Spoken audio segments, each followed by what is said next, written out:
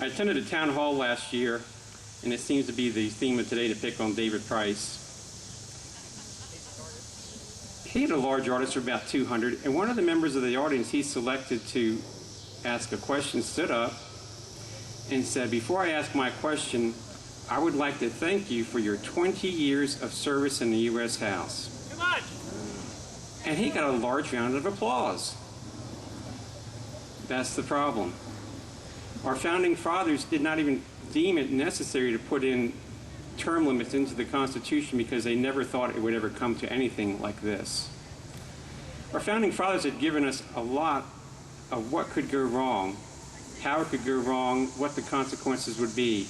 Let me give you an example of that right now from Sam Adams. "If ever a time should come when vain and aspiring men shall possess the highest seats in government, our country will stand in need of its experienced patriots to prevent its ruin." Does anybody here have any doubts this is where we're at right now?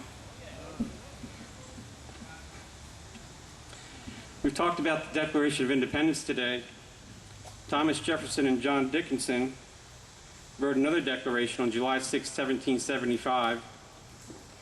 I'm going to read some passages for your consideration. The first one is, "Our forefathers, inhabitants of the island of Great Britain, left their native land to seek on these shores a residence for civil and religious freedom. At the expense of their blood, at the hazard of their fortune, without the least charge to the country from which they were removed, by unceasing labor and unconquerable spirit, they effected settlements in the distant and inhospitable wilds of America." This is what we now call the American spirit. "Our forefathers and our foremothers built this country without any help from any government." You can see what's happened once the government takes control and becomes rulers. Another excerpt, "Parliament was influenced to adopt the pernicious project and assuming a new power over them, the colonists, have in the course of 11 years given such decisive specimens of the spirit and consequences attending this power as to leave no doubt concerning the effects of acquiescence under it. They have undertaken to give and grant our money without our consent, though we have never exercised an exclusive right to dispose of our property, though we have ever." I think history is going to show that March 21st, 2010 will be considered the tipping point in our country when health care was passed. I don't know how many people here realize it, but the Capitol was completely surrounded by patriots shouting "Kill the bill" so loudly that Sunday night that they could hear it on the floors of Congress. You didn't hear that on the news.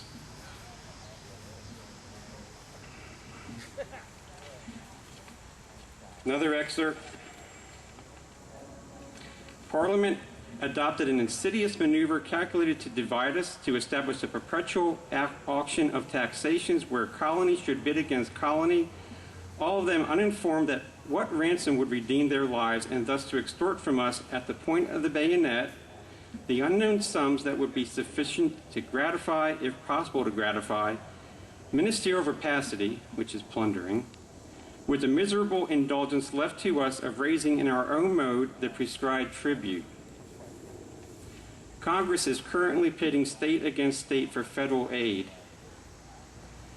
that is printed from the ether. Each one of our children currently owes $354,000 in tribute. I call this slavery."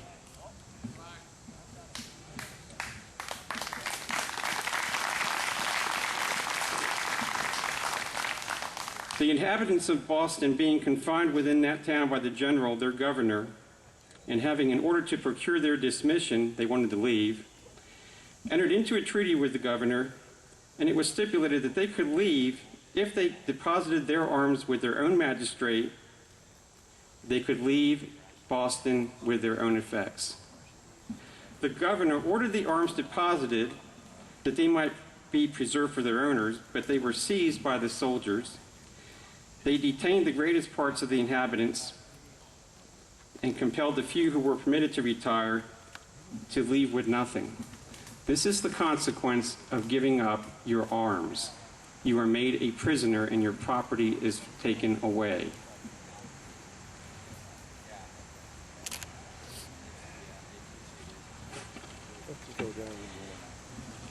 We have counted the cost of this contest and find nothing so dreadful as voluntary slavery. Honor, justice, and humanity forbid us tamely to surrender that freedom which we received from our gallant ancestors and which our innocent posterity have a right to receive from us. We cannot endure the infamy and guilt of resigning succeeding generations to that wretchedness which inevitably awaits them if we basely entail hereditary bondage upon them. This country is divided. That's what they want. They don't want us to be united. United, unite or die. Divide and conquer. Our actions are ineffective, as Tom Green pointed out. We need to get a goal that we all can rally about. And I would like to suggest that goal right now and get your yes or no. We must give our children freedom at any cost. Yes or no? Yes! By any means necessary. The last part I want to read. With hearts fortified with these animating reflections, we most solemnly, before God and the world, declare that, exerting the utmost energy of those powers which our beneficent Creator hath graciously bestowed upon us, the arms we have been compelled by our enemies to assume, we will, in defiance of every hazard, with unabating firmness and perseverance, employ for the preservation of our liberties, being with one mind, resolved to die free men rather than live as slaves.